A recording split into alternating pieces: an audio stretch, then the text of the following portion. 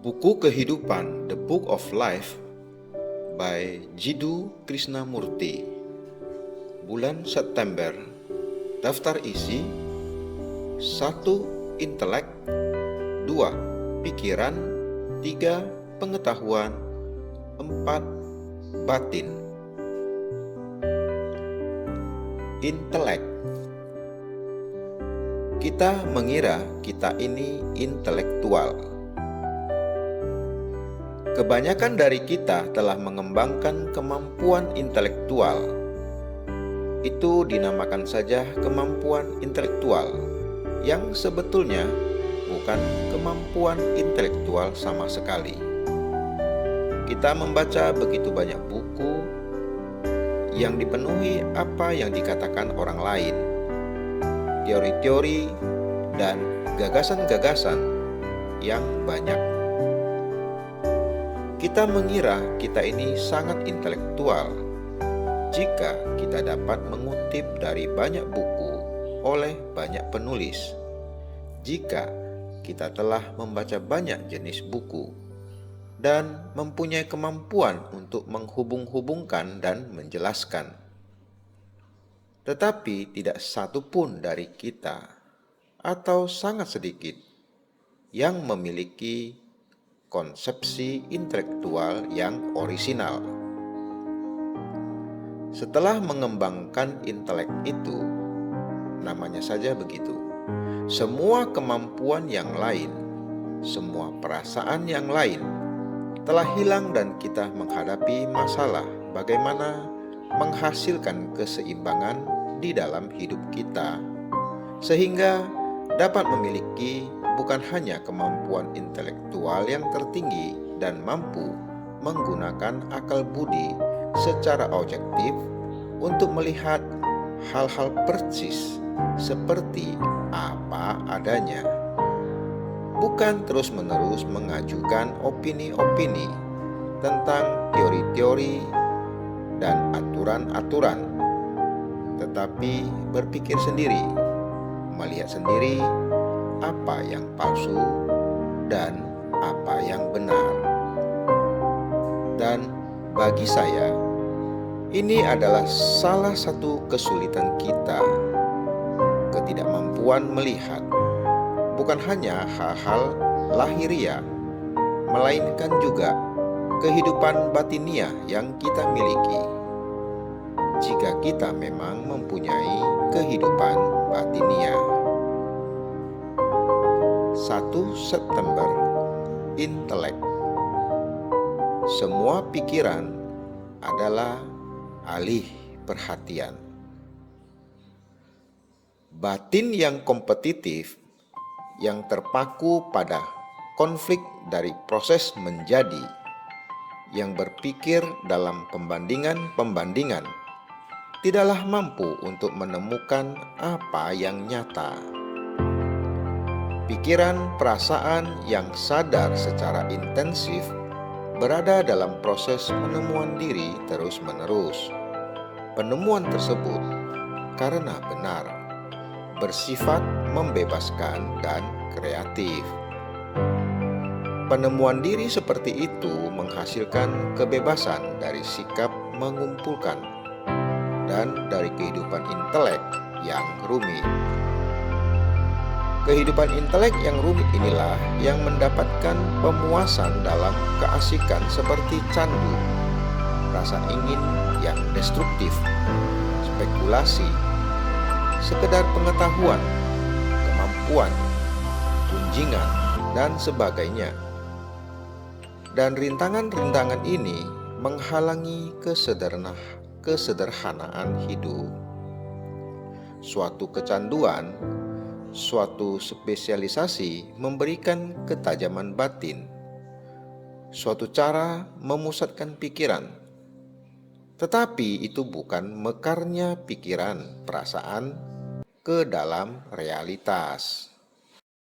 Kebebasan dari alih perhatian lebih sukar bila kita tidak memahami sepenuhnya proses berpikir merasa, yang itu sendiri menjadi cara alih perhatian.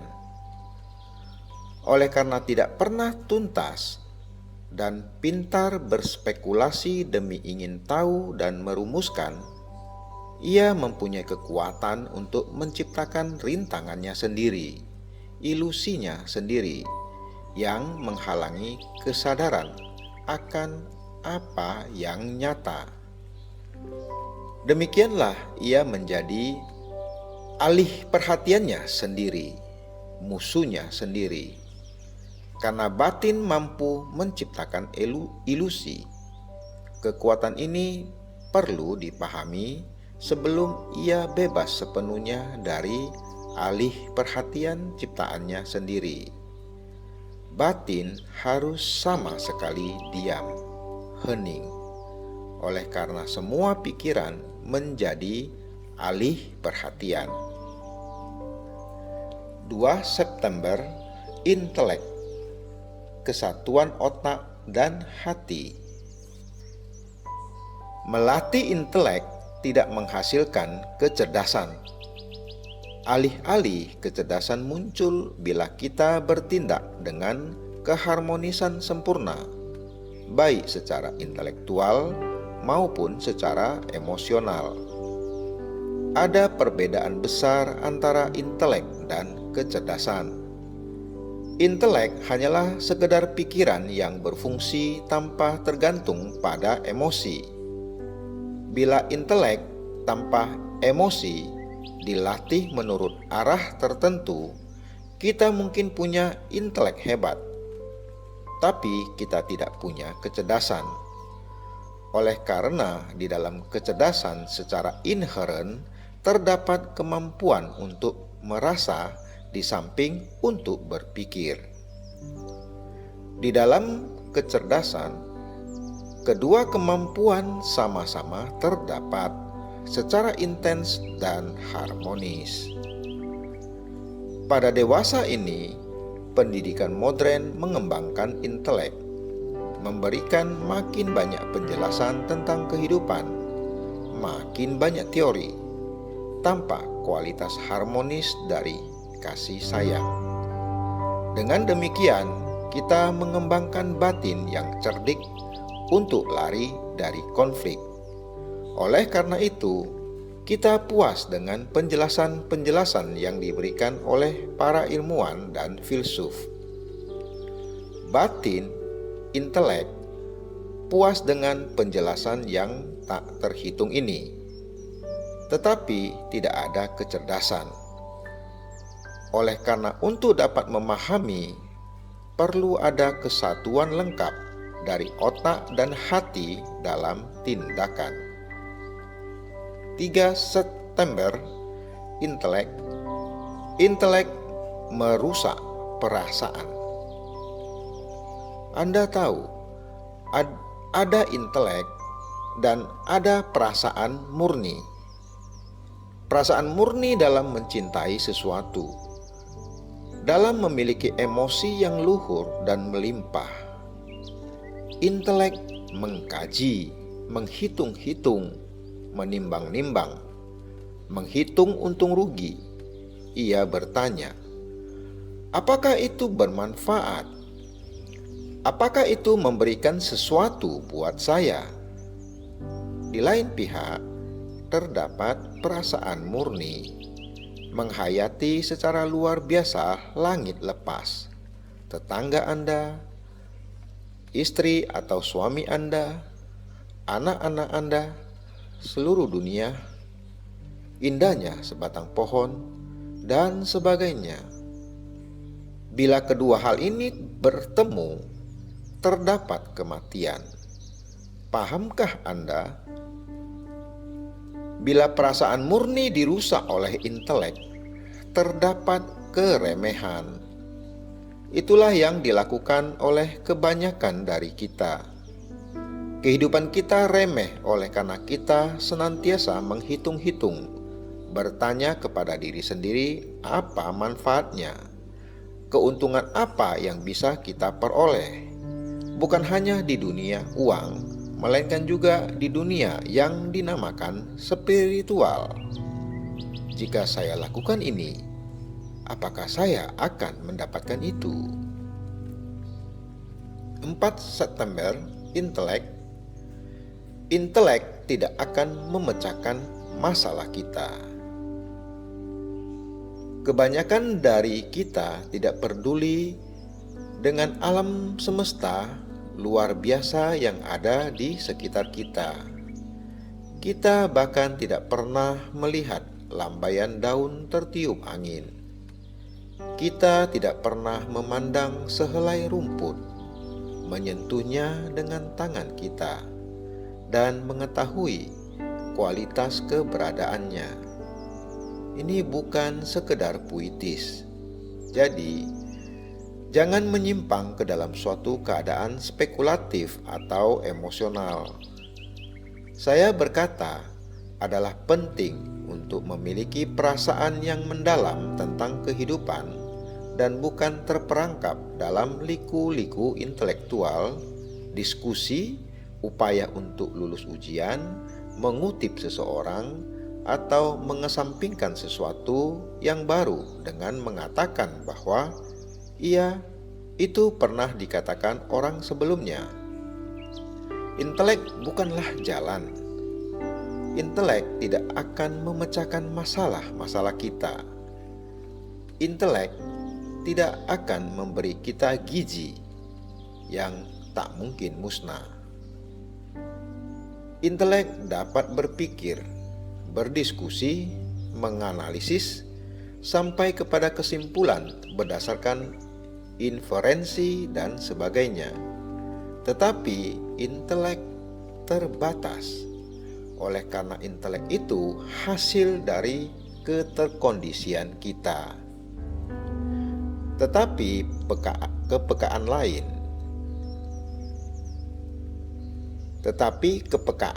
lain. Kepekaan tidak memiliki pengkondisian. Ia langsung membawa Anda keluar dari lingkup rasa takut dan kecemasan.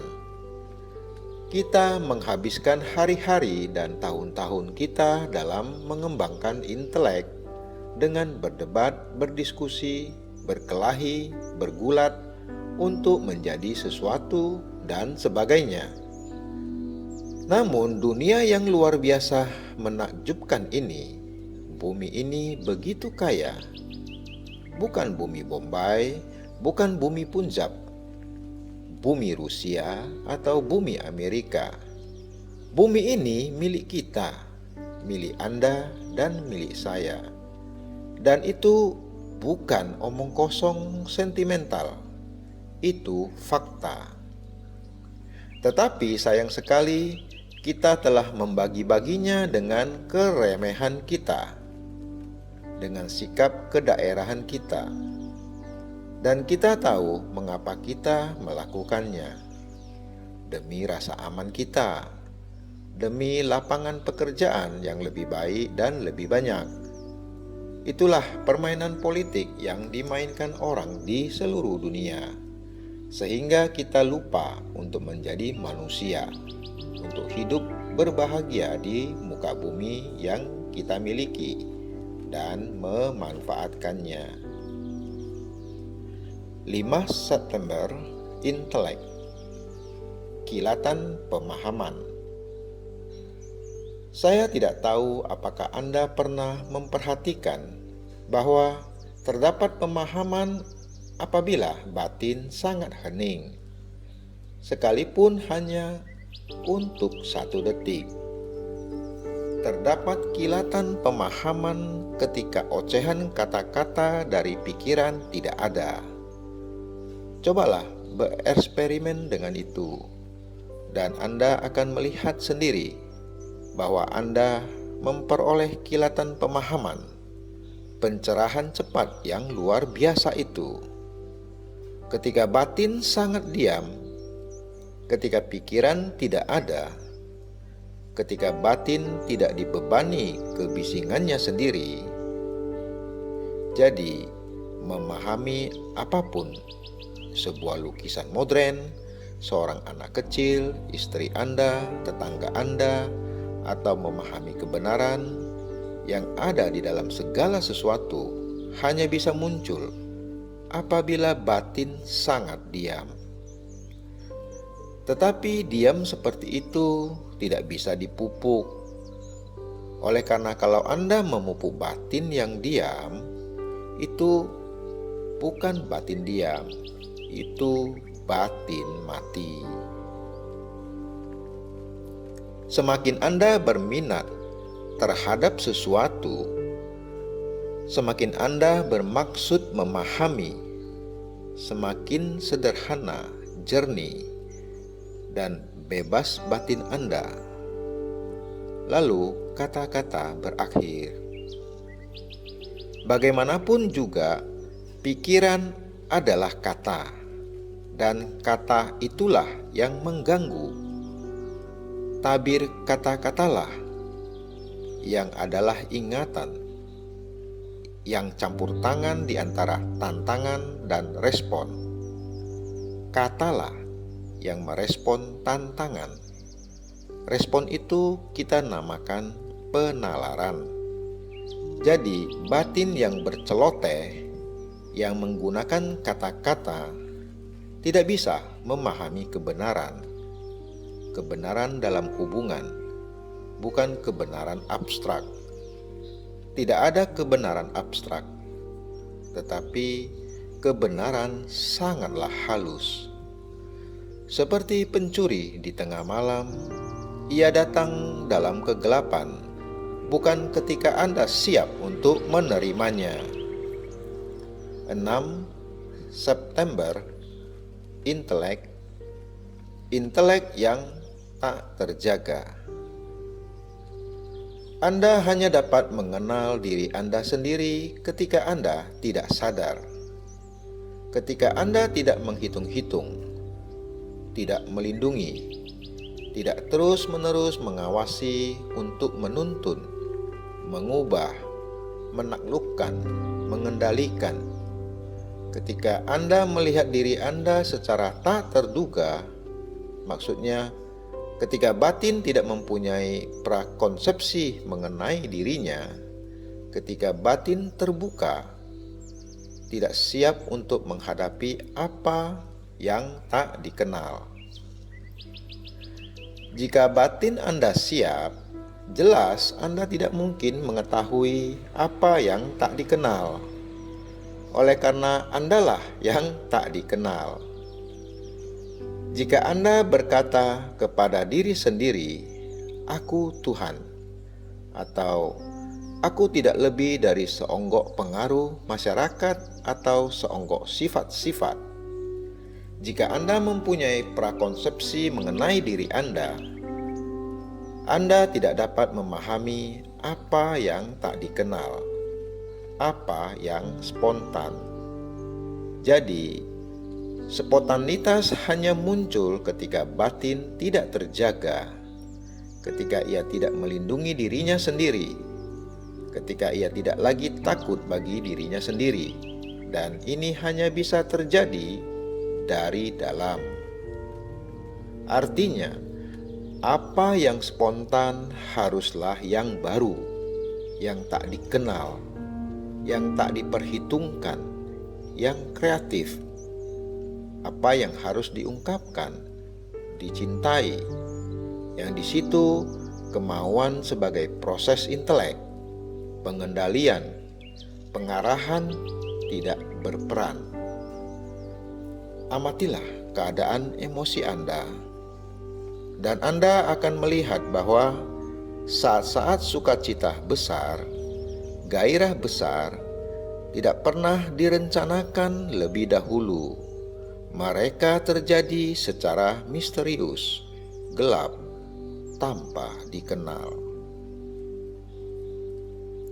7 September, pikiran. Ingatan tidak punya kehidupan dalam dirinya. Apakah yang kita maksud dengan pikiran? Kapan Anda berpikir? Jelas, pikiran adalah hasil dari suatu respon neurologis atau psikologis, bukan? Ia adalah respon seketika dari panca indera terhadap suatu sensasi indera. atau ia bersifat psikologis. Respon terhadap ingatan yang tertimbun. Ada respon seketika dari saraf terhadap suatu sensasi indera, dan ada respon psikologis dari ingatan yang tertimbun. Pengaruh ras, kelompok, guru spiritual, keluarga, tradisi, dan seterusnya. Semua ini Anda namakan pikiran. Jadi, proses pikiran adalah respon dari ingatan, bukan? Anda tidak punya pikiran kalau Anda tidak punya ingatan. Dan respon ingatan terhadap suatu pengalaman tertentu menggerakkan proses pikiran. Jadi, apakah ingatan itu? Jika Anda mengamati ingatan Anda sendiri dan bagaimana Anda mengumpulkan ingatan, Anda akan melihat bahwa ingatan itu faktual, teknis, dan berkaitan dengan informasi, dengan rekayasa, matematika, dan sebagainya. Atau ingatan adalah sisa dari suatu pengalaman yang tidak tuntas, tidak terselesaikan, bukan? Amatilah ingatan Anda sendiri, dan Anda akan melihatnya. Bila Anda menyelesaikan suatu pengalaman, menuntaskannya, tidak ada ingatan dari pengalaman itu dalam arti suatu sisa psikologis. Hanya ada sisa apabila suatu pengalaman tidak dipahami secara penuh, dan tidak ada pemahaman dari pengalaman oleh karena kita memandang setiap pengalaman melalui ingatan-ingatan masa lampau. Dan oleh karena itu, kita tidak pernah menghadapi apa yang baru sebagai baru, melainkan selalu melalui tabir penyaring masa lampau. Oleh karena itu, jelas bahwa respon kita terhadap pengalaman selalu terkondisi, selalu terbatas. 8 September, pikiran, kesadaran adalah dari masa lampau. Jika Anda memahami dengan sangat teliti, Anda akan melihat bahwa pikiran bukan sesuatu yang konstan, melainkan terdapat suatu selang waktu di antara dua pikiran. Sekalipun mungkin hanya sepersekian detik lamanya, terdapat selang waktu yang penting di dalam ayunan bandul pulang pergi ini. Kita melihat fakta bahwa proses berpikir kita terkondisi oleh masa lampau yang diproyeksikan ke masa depan. Pada saat Anda memasukkan masa lampau, Anda memasukkan pula masa depan. Oleh karena yang ada bukanlah dua keadaan sebagai masa lampau dan masa depan, melainkan suatu keadaan yang mencakup yang sadar dan yang tak sadar, masa lampau kolektif maupun masa lampau individual. Masa lampau kolektif dan individual dalam merespon masa kini memberikan respon-respon tertentu yang menciptakan kesadaran individual. Oleh karena itu, kesadaran adalah dari masa lampau, dan itulah seluruh latar belakang eksistensi kita. Pada saat Anda mempunyai masa lampau, mau tidak mau Anda mempunyai masa depan. Oleh karena masa depan hanyalah kelanjutan dari masa lampau yang diubah, namun itu masih masa lampau. Jadi masalah kita adalah bagaimana menghasilkan suatu transformasi dalam proses masa lampau ini tanpa menciptakan pengkondisian baru. masa lampau baru. 9 September, pikiran, mengapa kita tak acuh? Si pemikir memikirkan pikiran-pikirannya melalui kebiasaan, melalui pengulangan, melalui peniruan yang menghasilkan ketidaktahuan dan kesedihan. Bukankah kebiasaan itu ketaacuhan? Keadaan sadar menciptakan ketertiban, tetapi tidak pernah menciptakan kebiasaan.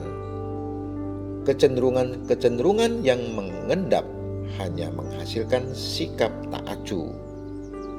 Mengapa kita tak acuh? Oleh karena berpikir itu menyakitkan. Berpikir menciptakan gangguan, membawa pertentangan. Mungkin membuat kita bertindak berlawanan dengan pola yang mapan.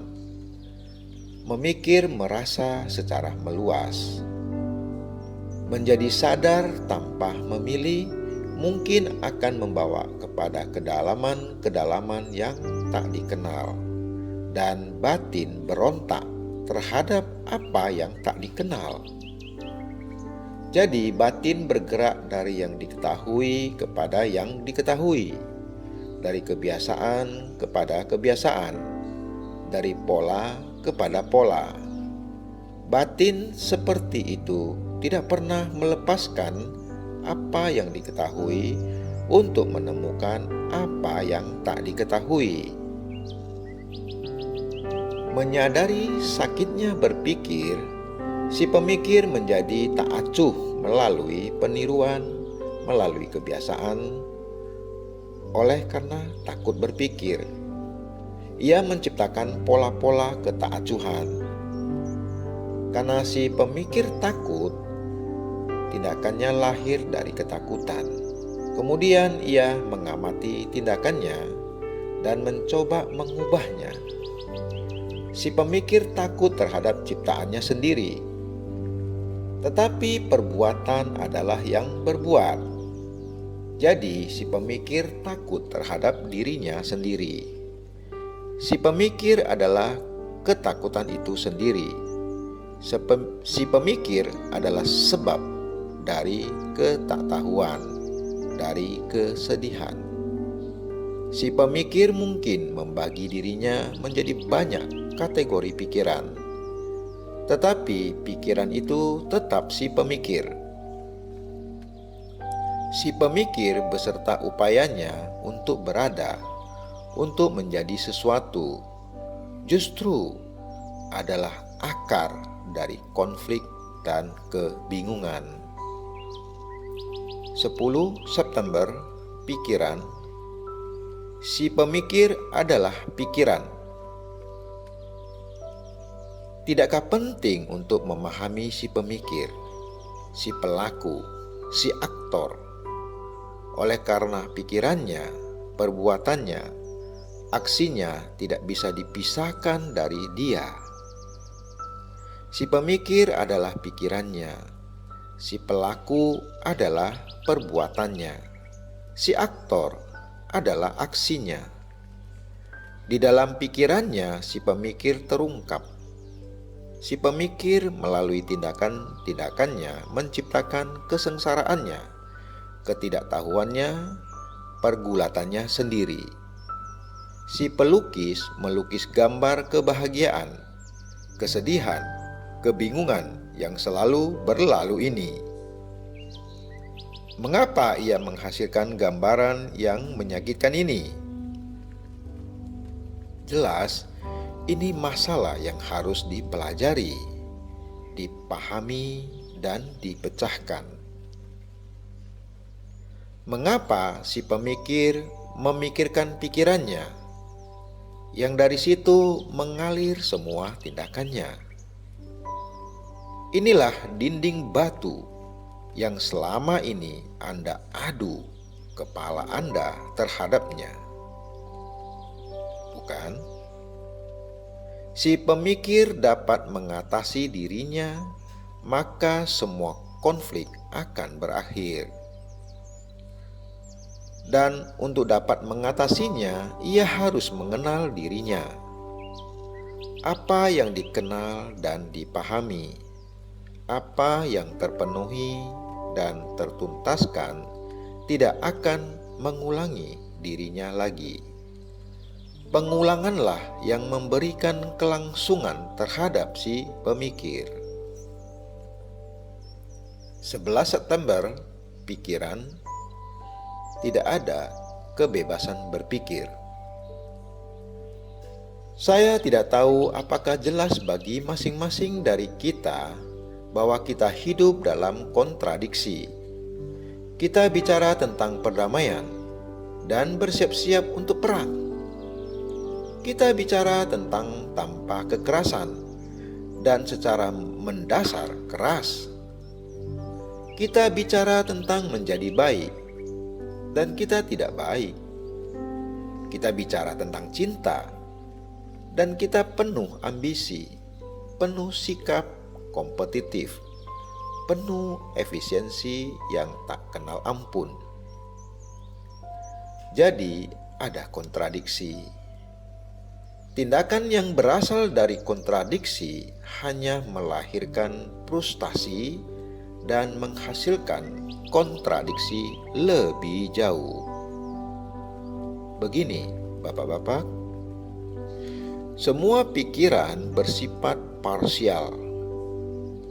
Pikiran tidak pernah total.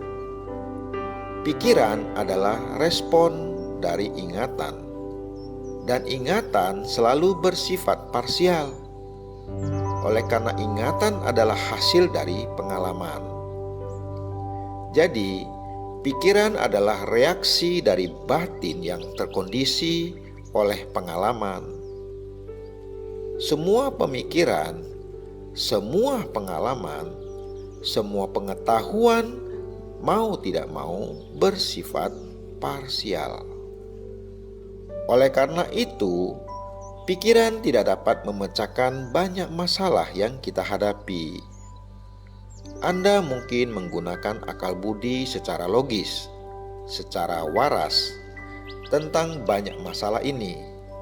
Tetapi jika Anda mengamati batin Anda sendiri, Anda akan melihat bahwa pemikiran Anda terkondisi oleh situasi Anda, oleh budaya tempat Anda dilahirkan, oleh makanan yang Anda makan, oleh iklim tempat Anda tinggal, oleh koran yang Anda baca, oleh tekanan dan pengaruh dari kehidupan Anda sehari-hari.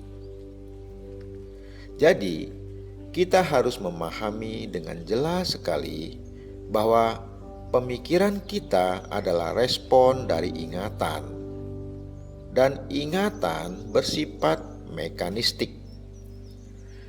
Pengetahuan tidak pernah tuntas, dan semua pemikiran yang lahir dari pengetahuan bersifat terbatas, parsial, tidak pernah bebas.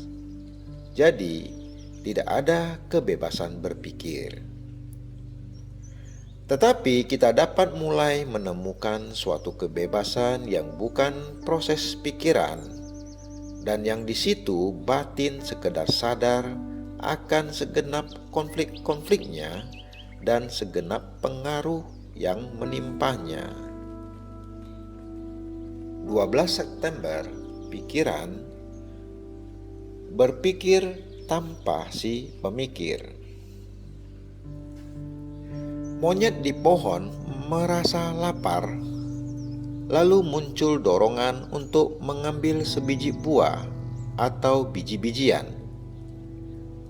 Tindakan datang lebih dulu, baru kemudian muncul gagasan bahwa sebaiknya Anda menyimpan makanan itu. Dengan kata lain, apakah tindakan datang lebih dulu, ataukah si pelaku? Adakah si pelaku tanpa tindakannya? Pahamkah Anda? Inilah yang selalu kita pertanyakan kepada diri sendiri. Siapakah yang melihat? Siapakah si pengamat?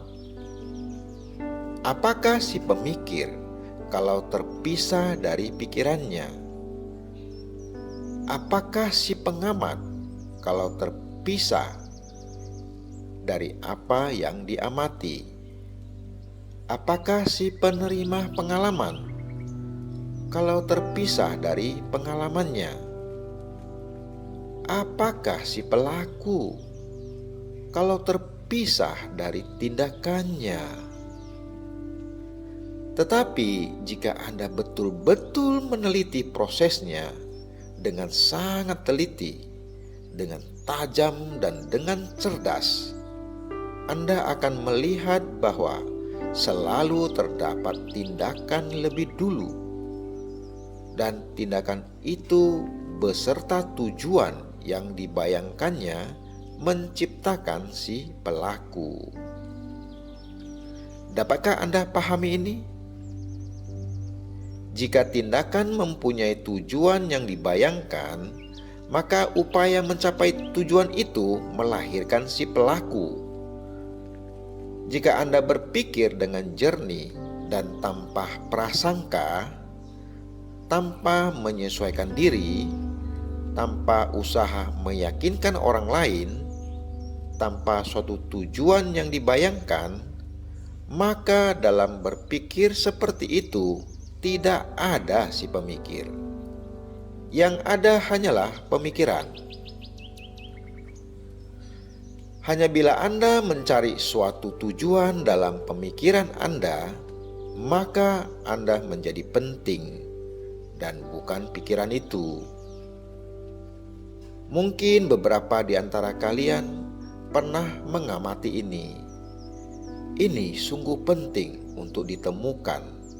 Oleh karena dari situ kita akan tahu bagaimana harus bertindak. Jika si pemikir datang lebih dulu, maka si pemikir lebih penting daripada pikirannya. Dan semua filsafat, adat istiadat, dan kegiatan dari peradaban masa kini didasarkan pada asumsi itu. Tetapi jika pikiran datang lebih dulu, maka pikiran lebih penting daripada si pemikir.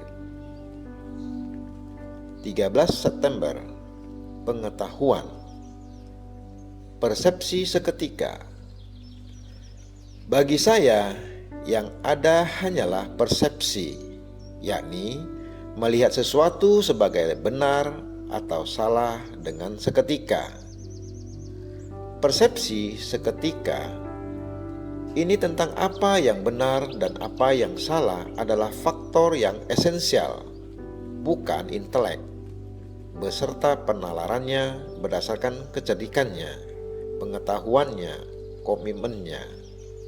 Kadang-kadang Anda mungkin mengalami bahwa Anda melihat kebenaran sesuatu dengan seketika, seperti kebenaran bahwa Anda tidak mungkin masuk ke dalam apapun. Itulah persepsi, melihat kebenaran sesuatu dengan seketika, tanpa analisis, tanpa penalaran, tanpa segala sesuatu yang diciptakan oleh intelek untuk menunda persepsi. Ini berbeda sama sekali dengan intuisi, suatu kata yang kita gunakan dengan gampang dan tanpa berpikir panjang. Bagi saya, yang ada hanyalah persepsi langsung ini, bukan penalaran, bukan perhitungan, bukan analisis. Anda perlu memiliki kemampuan menganalisis. Anda perlu memiliki batin yang baik dan tajam untuk dapat memikir. Tetapi suatu batin yang terbatas pada akal budi dan analisis tidak mampu mencerap apa yang benar. Jika Anda menyatu dengan diri Anda sendiri, Anda akan tahu mengapa Anda masuk sesuatu, mengapa Anda menganut sesuatu, dan jika Anda mengamati lebih jauh, Anda akan melihat perbudakan, hilangnya kebebasan, tidak adanya martabat manusiawi yang diakibatkan oleh penganutan seperti itu. Jika Anda mencerap semua ini dengan seketika, maka Anda bebas. Anda tidak perlu berupaya untuk bebas. Itulah sebabnya mengapa persepsi penting. 14 September, pengetahuan, pemahaman saat demi saat. Pemahaman mendasar tentang diri sendiri tidak datang melalui pengetahuan atau melalui penumpukan pengalaman yang tidak lebih dari sekedar pemupukan ingatan. Pemahaman diri sendiri adalah dari saat ke saat. Jika kita hanya sekedar menimbun pengetahuan tentang diri sendiri, pengetahuan itu sendiri menghalangi pemahaman lebih lanjut. Oleh karena pengetahuan dan pengalaman yang ditimbun akan menjadi pusat, yang melalui itu pikiran terpusat dan berada. 15 September, pengetahuan, pahami proses berpikir Anda. Misalkan Anda tidak pernah membaca sebuah buku, entah buku agama, entah buku psikologi, dan Anda harus menemukan makna, arti dari kehidupan. Bagaimana Anda melakukannya? Misalkan tidak ada guru-guru, tidak ada lembaga-lembaga agama, tidak ada Buddha, tidak ada Kristus, dan Anda harus mulai dari awal. Bagaimana Anda melakukannya? Pertama-tama, Anda perlu memahami proses berpikir Anda, bukan? Dan tidak memproyeksikan diri Anda, pikiran-pikiran Anda, ke masa depan dan menciptakan suatu Tuhan yang menyenangkan hati Anda. Itu terlalu kekanak-kanakan. Jadi, pertama-tama Anda perlu memahami proses berpikir Anda. Itulah satu-satunya jalan untuk menemukan sesuatu yang baru, bukan? Bila kita berkata bahwa pembelajaran dan pengetahuan merupakan penghalang, rintangan, yang kita maksudkan bukan pengetahuan teknis, bagaimana mengemudikan mobil, bagaimana menjalankan mesin, atau efisiensi yang dihasilkan oleh pengetahuan seperti itu. Yang kita maksudkan adalah sesuatu yang lain, suatu rasa kebahagiaan kreatif yang tidak dapat dihasilkan oleh pengetahuan atau pembelajaran sebanyak apapun. Menjadi kreatif dalam arti kata itu yang paling sejati, berarti bebas dari masa lampau dari saat ke saat. Oleh karena masa lampaulah yang terus-menerus membayangi masa kini. Sekedar berpegang pada informasi, pada pengalaman orang lain, pada apa yang dikatakan orang lain, betapapun luhurnya, dan mencoba menyesuaikan tindakan Anda dengan itu. Semua itu adalah pengetahuan, bukan? Tetapi untuk menemukan sesuatu yang baru, Anda harus berangkat sendiri. Anda harus mulai melangkah dalam suatu perjalanan dengan telanjang sama sekali, terutama telanjang dari pengetahuan. Oleh karena mudah sekali melalui pengetahuan atau kepercayaan untuk memperoleh pengalaman. Tetapi pengalaman-pengalaman ini hanyalah sekedar produk dari proyeksi diri, dan oleh karena itu sama sekali tidak nyata, palsu. 16 September, pengetahuan. Pengetahuan bukan kearifan. Di dalam mencari pengetahuan, di dalam keinginan menumpuk, kita kehilangan cinta. Kita menumpulkan rasa akan keindahan, kepekaan akan kekejaman, makin lama kita makin terspesialisasi dan makin kurang terintegrasi. Kearifan tidak bisa digantikan oleh pengetahuan.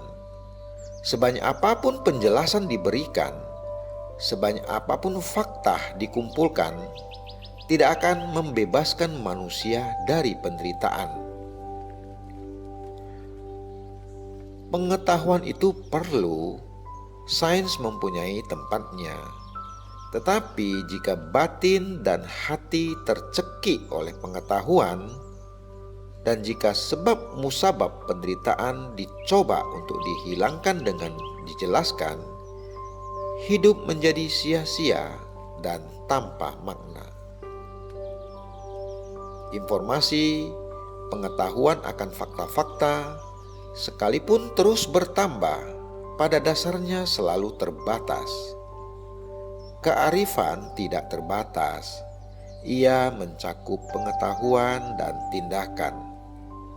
Tetapi kita memegang suatu cabang dan mengira itu seluruh pohon.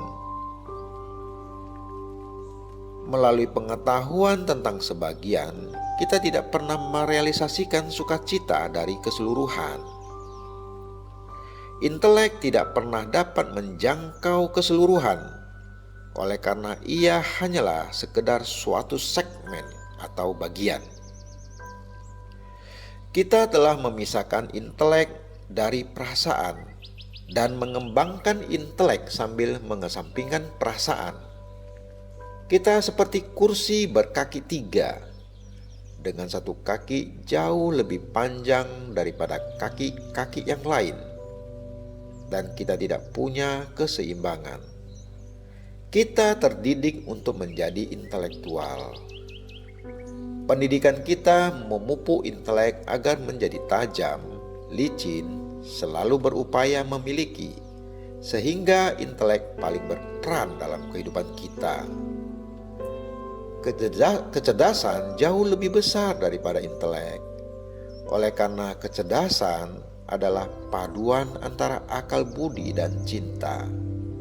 Tetapi kecerdasan hanya mungkin ada apabila terdapat pengenalan diri, pemahaman yang mendalam akan keseluruhan proses diri. 17 September, pengetahuan, fungsi intelek. Saya tidak tahu, pernahkah Anda merenungkan tentang fungsi intelek? Intelek beserta kegiatannya adalah baik pada tingkatan tertentu, bukan? Tetapi jika intelek mencampuri perasaan murni, maka orang menjadi remeh. Untuk mengetahui fungsi intelek dan untuk menyadari perasaan murni itu, tanpa membiarkan keduanya bercampur dan saling melenyapkan, dibutuhkan kesadaran yang amat jernih dan tajam. Jadi, fungsi intelek adalah selalu menyelidik, menganalisis, mencari, bukan? Tetapi oleh karena kita ingin merasa aman secara batinia, secara psikologis, oleh karena kita takut, cemas tentang kehidupan ini, kita sampai pada suatu kesimpulan tertentu yang kemudian kita pegang erat-erat. Dari satu komitmen kita berlanjut ke komitmen lain, dan saya katakan, batin seperti itu, intelek seperti itu, yang menjadi budak kesimpulan, telah berhenti berpikir, berhenti menyelidik. 18 September, pengetahuan, jadilah orang luar. Saya tidak tahu apakah Anda pernah mengamati betapa besarnya peran intelek dalam kehidupan kita. Koran, majalah, segala sesuatu di sekitar kita memupuk akal budi. Bukan berarti saya menentang akal budi. Sebaliknya, kita harus mempunyai kemampuan untuk berpikir secara jernih, secara tajam. Tetapi jika Anda amati, Anda akan menemukan bahwa intelek ini terus-menerus menganalisis kenapa kita termasuk ini atau tidak termasuk itu. Kenapa kita harus menjadi orang luar dan untuk menemukan realitas dan sebagainya. Kita belajar proses menganalisis diri sendiri.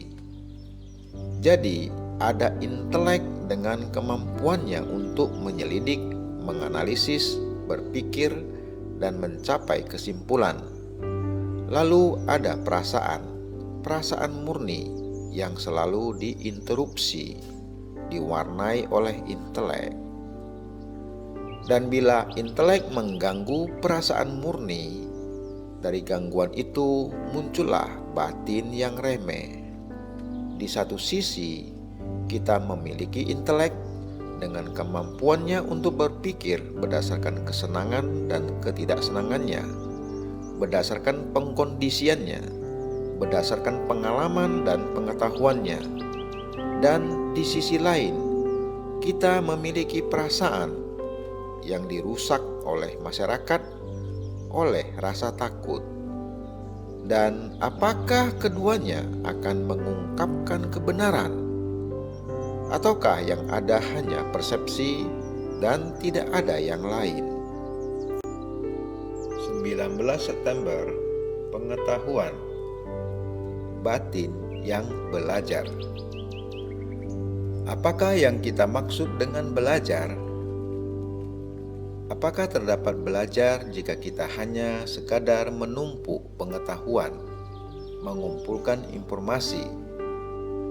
Itu satu jenis belajar, bukan? Sebagai mahasiswa teknologi, Anda belajar matematika dan sebagainya. Anda belajar memberikan informasi kepada diri Anda tentang subjek itu. Anda mengumpulkan pengetahuan untuk digunakan secara praktis. Belajar Anda bersifat kumulatif, menambah. Nah, jika batin sekedar mengambil, menambah, memperoleh, apakah itu belajar? Ataukah belajar itu sesuatu yang sama sekali lain? Saya berkata, proses penambahan yang sekarang kita namakan belajar, ini bukan belajar sama sekali. Itu sekadar memupuk ingatan yang menjadi mekanis, dan suatu batin yang berfungsi secara mekanis seperti mesin tidak mampu belajar. Sebuah mesin tidak mampu belajar kecuali dalam arti menambah. Belajar adalah sesuatu yang lain sekali, seperti akan saya coba tunjukkan kepada Anda. Sebuah batin yang belajar tidak pernah berkata, "Saya tahu." Oleh karena pengetahuan selalu bersifat parsial, sedangkan belajar selalu lengkap selamanya. Belajar bukan berarti mulai dengan sejumlah pengetahuan tertentu, selalu menambahkan pengetahuan baru kepadanya. Itu sama sekali bukan belajar. Itu proses mekanis murni. Bagi saya, belajar adalah sama sekali lain. Saya belajar tentang diri saya dari saat ke saat, dan diri ini luar biasa hidupnya. Ia hidup, bergerak, ia tidak punya awal, tidak punya akhir. Ketika saya berkata, saya tahu diri saya, belajar pun berhenti dalam timbunan pengetahuan. Belajar tidak pernah bersifat kumulatif. Ia adalah gerak mengetahui yang tidak punya awal, tidak punya akhir. 20 September, pengetahuan. Pengetahuan mengharuskan adanya otoritas. Tidak ada gerak belajar apabila terdapat perolehan pengetahuan. Keduanya tidak cocok, keduanya saling bertentangan. Gerak belajar menyiratkan suatu keadaan yang di situ batin tidak memiliki pengalaman terdahulu yang tersimpan sebagai pengetahuan. Pengetahuan diperoleh, sedangkan belajar adalah gerak terus-menerus yang bukan proses menambahkan atau memperoleh. Oleh karena itu, gerak belajar menyiratkan suatu keadaan yang di situ batin tidak mempunyai otoritas. Semua pengetahuan mengharuskan adanya otoritas, dan suatu batin yang terpaku dalam otoritas pengetahuan tidak mungkin belajar. Batin hanya bisa belajar apabila proses penumpukan telah berakhir dengan sempurna.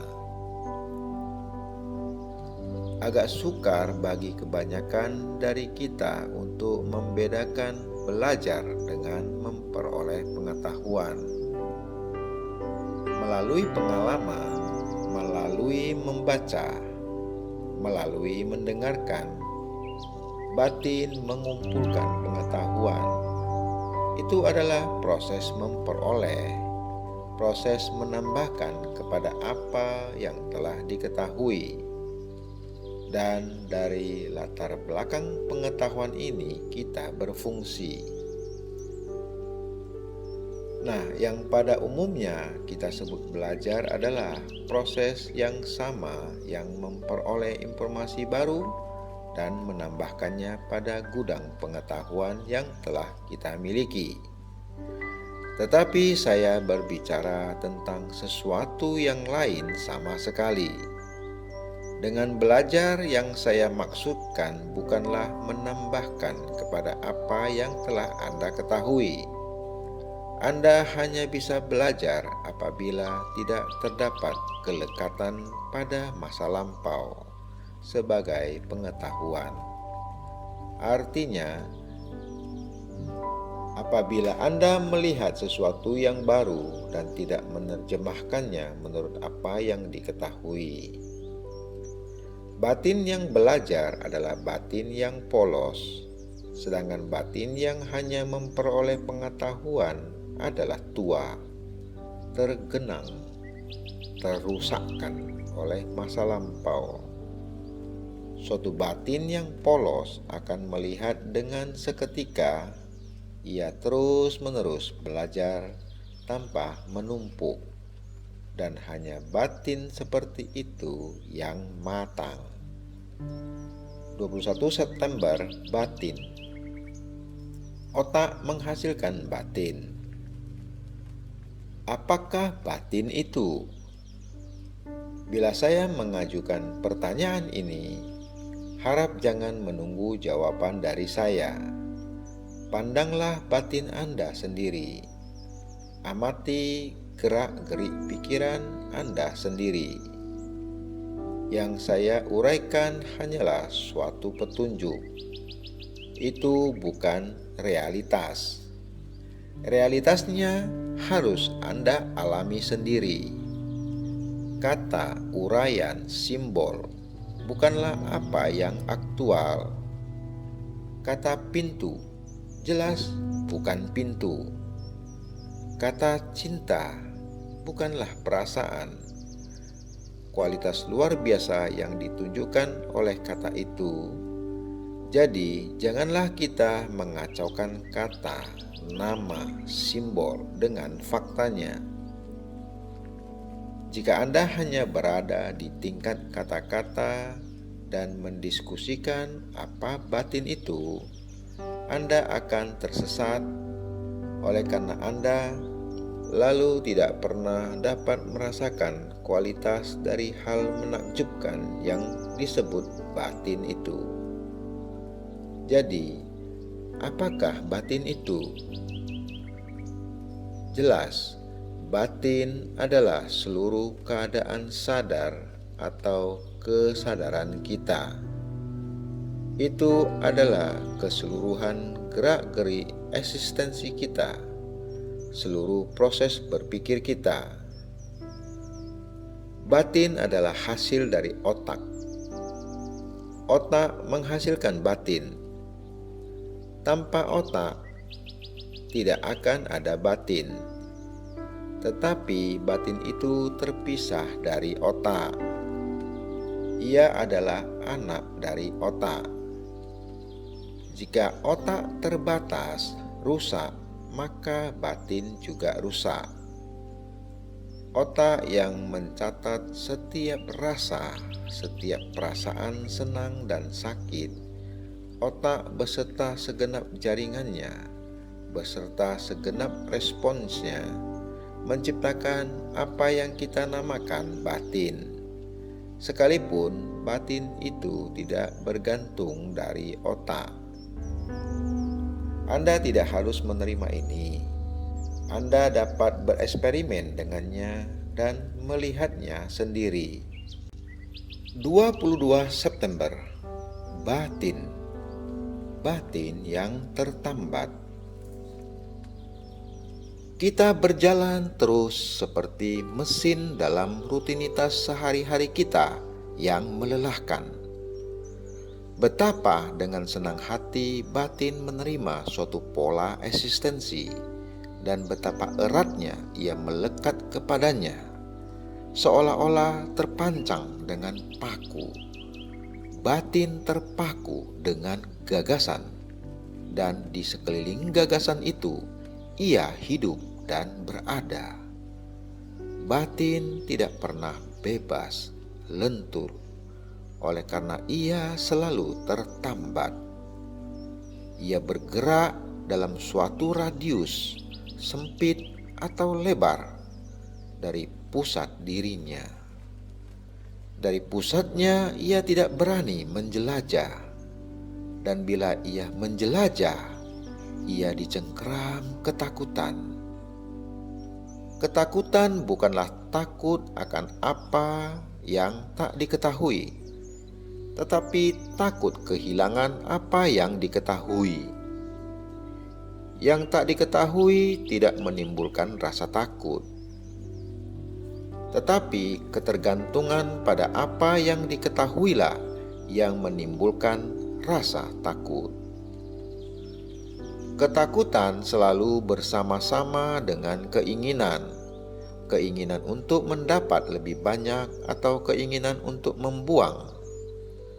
Batin dengan jalinan pola-pola yang tidak henti-hentinya adalah pencipta waktu, dan bersama waktu terdapat rasa takut, harapan, dan kematian. 23 September. Batin. Batin adalah hasil dari waktu. Batin selalu terpengaruh untuk berpikir menurut suatu garis tertentu. Dulu hanya lembaga-lembaga keagamaan yang mengatur batin Anda, tetapi sekarang pemerintah telah mengambil alih sebagian besar pekerjaan itu. Mereka ingin membentuk dan mengendalikan batin Anda. Pada permukaan, batin dapat menentang pengendalian mereka secara dangkal. Anda boleh ikut bicara dalam hal itu, tetapi di bawah permukaan, di bawah sadar yang dalam, terdapat beban berat dari waktu dan dari tradisi yang mendorong Anda ke arah tertentu. Batin yang sadar sampai taraf tertentu dapat mengendalikan dan menuntun dirinya, tetapi di bawah sadar ambisi Anda, masalah-masalah Anda yang tak terpecahkan, dorongan-dorongan Anda, tahayul, ketakutan, semua itu menunggu, berdebar, mendesak. Seluruh lapangan batin ini adalah hasil dari waktu. Ia adalah hasil dari konflik dan penyesuaian. seluruh rangkaian penerimaan tanpa pemahaman penuh. Oleh karena itu, kita hidup dalam keadaan kontradiksi. Kehidupan kita merupakan proses pergulatan tanpa henti. Kita tidak bahagia dan kita ingin berbahagia. Bersifat keras, kita mempraktekkan cita-cita tanpa kekerasan. Jadi, terdapat konflik yang berlangsung terus. Batin ini adalah lapangan pertempuran. Kita ingin merasa aman, padahal di dalam batin tahu secara mendalam bahwa sesungguhnya yang dinamakan rasa aman itu tidak ada sama sekali. Kenyataannya adalah bahwa kita tidak mau menghadapi fakta bahwa tidak ada rasa aman. Oleh karena itu, kita selalu mengejar rasa aman dengan hasil takut merasa tidak aman. 24 September, batin. Hidup adalah revolusi yang terbesar. Batin terpaku pada pola. Eksistensinya sendiri adalah kerangka yang di dalamnya ia bekerja dan bergerak. Pola itu berasal dari masa lampau atau masa depan. Ia adalah keputusasaan dan harapan, kekacauan dan utopia. Apa yang pernah ada dan apa yang diharapkan ada. Kita semua kenal betul dengan semua ini.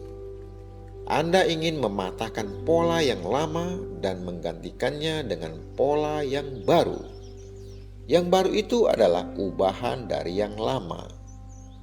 Anda ingin menghasilkan dunia baru. Itu tidak mungkin.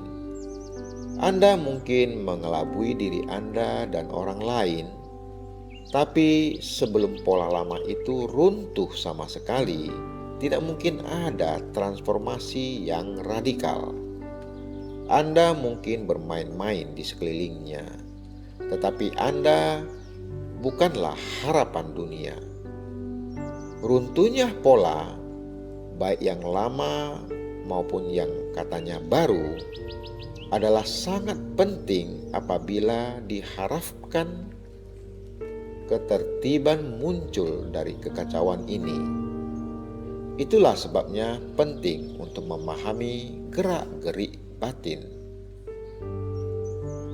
Mungkinkah batin berada tanpa pola, bebas dari ayunan keinginan yang maju mundur ini? Pasti mungkin. Tindakan seperti itu adalah hidup pada saat kini. Hidup berarti berada tanpa harapan, tanpa menghiraukan hari esok. Itu bukan putus asa atau tak acuh, tetapi sekarang ini kita tidak hidup. Kita selalu mengejar kematian, masa lampau atau masa depan. Hidup adalah revolusi yang terbesar. Hidup tidak punya pola, tapi kematian punya. Masa lampau atau masa depan yang pernah ada atau utopia. Anda hidup demi utopia, dan dengan demikian Anda mengundang kematian dan bukan hidup. 25 September, batin. Revolusi batin. Apa yang benar hanya dapat ditemukan dari saat ke saat. Ia bukan suatu kontinuitas, tapi batin yang ingin menemukannya oleh karena dirinya adalah produk dari waktu, hanya dapat berfungsi di dalam medan waktu. Oleh karena itu, ia tidak mampu menemukan apa yang benar. Untuk mengetahui batin, batin harus mengetahui dirinya. Oleh karena tidak ada sang aku yang terpisah dari batin. Tidak ada sifat-sifat yang terpisah dari batin. Persis seperti sifat-sifat sebutir intan tidak terpisah dari intan itu sendiri. Untuk memahami batin, Anda tidak dapat menafsirkannya menurut gagasan orang lain, melainkan Anda harus mengamati bagaimana keseluruhan batin Anda bekerja. Bila Anda mengetahui keseluruhan proses itu, bagaimana ia berpikir, keinginannya, motifnya, ambisinya, apa yang dikejarnya, iri hatinya, keserakahannya, dan ketakutannya, maka batin dapat melangkah keluar dari dirinya. Dan bila itu terjadi, terdapatlah penemuan akan sesuatu yang sama sekali baru. Sifat baru ini memberikan gairah yang luar biasa, semangat yang hebat, yang menghasilkan revolusi batin yang mendalam. Dan hanya revolusi batin inilah yang dapat mengubah dunia, bukan suatu sistem politik atau ekonomi apapun. 26 September, batin. Yang ada hanyalah kesadaran. Sesungguhnya hanya ada satu keadaan, bukan dua keadaan seperti kesadaran dan bawah sadar. Hanya ada satu keberadaan, yakni kesadaran, sekalipun Anda mungkin membaginya menjadi kesadaran dan bawah sadar. Tetapi kesadaran itu selalu berasal dari masa lampau, tidak pernah ada saat ini. Anda hanya menyadari hal-hal yang telah lewat. Anda menyadari apa yang saya coba sampaikan pada detik berikutnya, bukan? Anda memahaminya sesaat kemudian. Anda tidak pernah sadar atau menyimak saat kini. Amatilah hati dan pikiran Anda sendiri, dan Anda akan melihat bahwa kesadaran berfungsi antara masa lampau dan masa depan, dan bahwa masa kini sekedar jembatan dari masa lampau ke masa depan. Jika Anda mengamati kerja pikiran Anda akan melihat bahwa gerakan ke masa lampau dan ke masa depan adalah suatu proses yang di situ masa kini tidak ada. Entah masa lampau merupakan pelarian dari masa kini yang mungkin tidak menyenangkan, entah masa depan merupakan harapan yang jauh dari masa kini. Jadi, pikiran sibuk dengan masa lampau dan masa depan dan mengabaikan masa kini. Pikiran entah mengutuk dan menolak fakta, entah menerima dan mengakrabi fakta. Pikiran seperti itu jelas tidak mampu melihat fakta apapun sebagai fakta. Artinya, keadaan sadar kita yang terkondisi oleh masa lampau dan oleh pikiran kita tidak lain adalah respon terkondisi terhadap tantangan fakta. Semakin Anda merespon menurut pengkondisian kepercayaan, pengkondisian masa lampau, semakin masa lampau diperkuat. Penguatan masa lampau itu jelas adalah kelangsungan dari diri yang dinamakannya masa depan. Begitulah keadaan pikiran kita, keadaan kesadaran kita, suatu bandul yang berayun maju mundur antara masa lampau dan masa depan. 27 September, batin di luar waktu. Batin yang terkondisi tentu tidak dapat menemukan apa yang berada di luar waktu. Artinya, batin seperti yang kita kenal ini terkondisi oleh masa lampau. Masa lampau bergerak melalui masa kini ke masa depan, mengkondisikan batin. Dan batin yang terkondisi seperti ini, yang berada dalam konflik, dalam kesulitan, merasa takut, merasa tidak yakin, mencari sesuatu yang berada di luar perbatasan waktu. Itulah yang kita semua lakukan dengan berbagai cara, bukan? Tetapi bagaimana suatu batin yang adalah hasil dari waktu menemukan sesuatu yang tanpa waktu? Seluruh bangunan kepercayaan Anda, bangunan harta benda Anda, bangunan kelekatan Anda, dan cara berpikir Anda yang nyaman terus-menerus didobrak. Tetapi batin ini terus mencari rasa aman, sehingga dengan demikian terdapat konflik antara apa yang Anda inginkan dengan apa yang dituntut oleh proses kehidupan dari Anda. Inilah yang terjadi dengan kita masing-masing. Saya tidak tahu apakah masalah ini menarik minat Anda sama sekali. Kehidupan sehari-hari dengan segala kesukarannya tampaknya cukup bagi kebanyakan dari kita. Satu-satunya minat kita adalah mencari jawaban seketika terhadap berbagai masalah kita. Tetapi cepat atau lambat, jawaban-jawaban seketika itu ternyata tidak memuaskan, karena tidak ada masalah yang mempunyai jawaban yang terpisah dari masalah itu sendiri.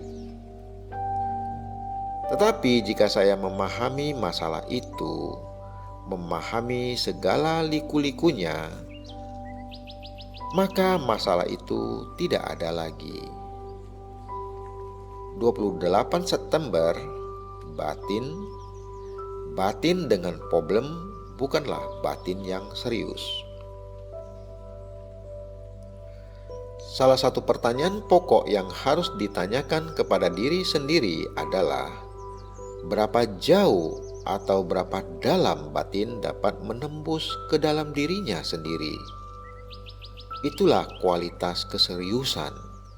Karena itu berimplikasi menyadari seluruh struktur diri psikologis kita, beserta dorongan-dorongannya, kebiasaan-kebiasaannya, keinginannya untuk memenuhi, berserta semua frustasinya, kesengsaraannya, ketegangannya, dan kecemasannya, perjuangannya, kesedihannya, serta problem tak terhitung banyaknya yang dihadapinya.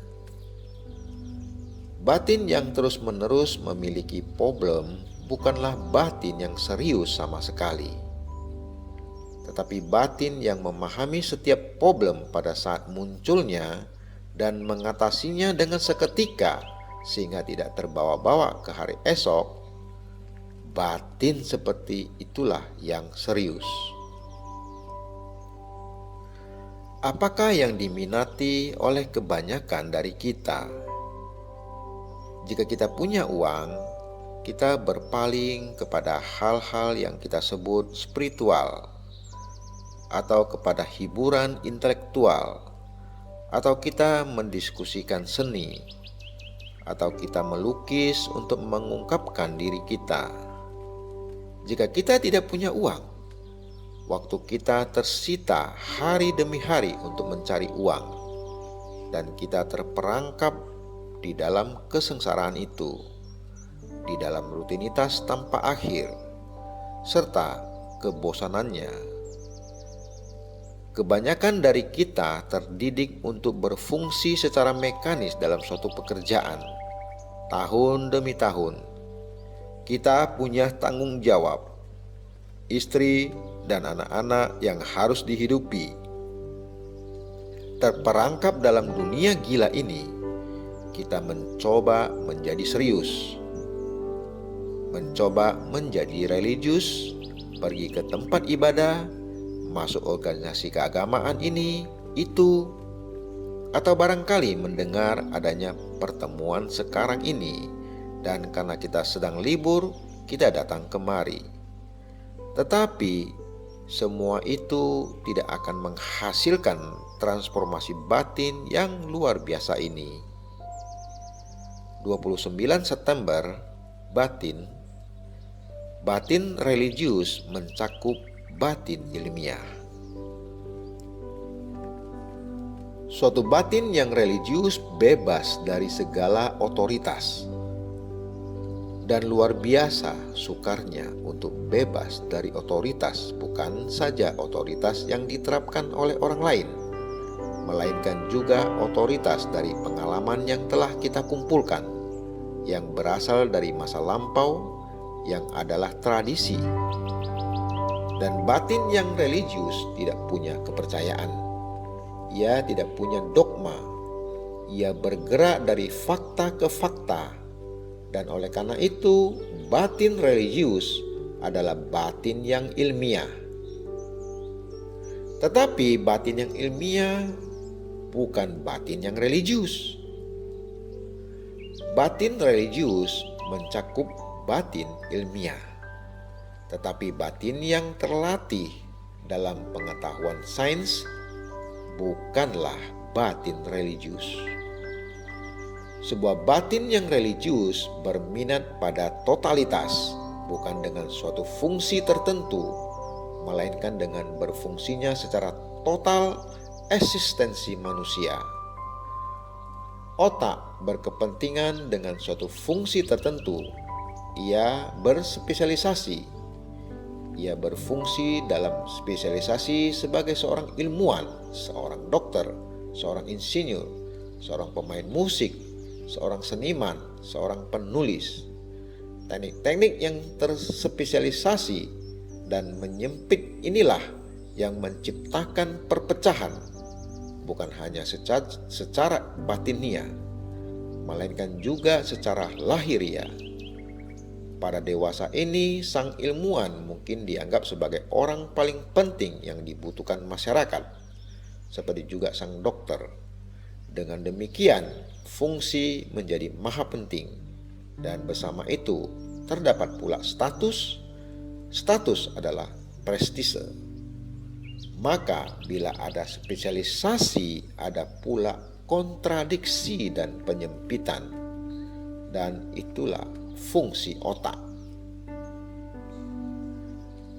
30 September, renungkan.